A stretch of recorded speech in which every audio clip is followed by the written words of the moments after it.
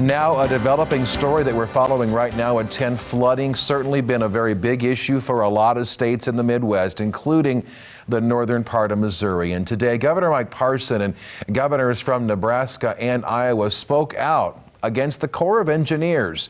The governors said in a press conference today that the Corps focuses too much on fish and wildlife habitats and not enough on flood control.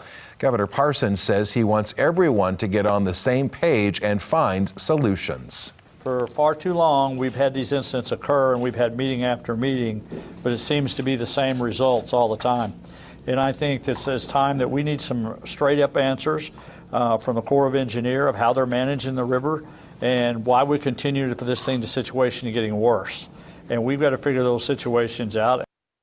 And the Corps has said it works to balance all of its priorities and that much of the flooding was out of its control. Flood damages in Nebraska and Iowa have cost those states more than $1 billion each. Missouri is still waiting on financial damage estimates here at home.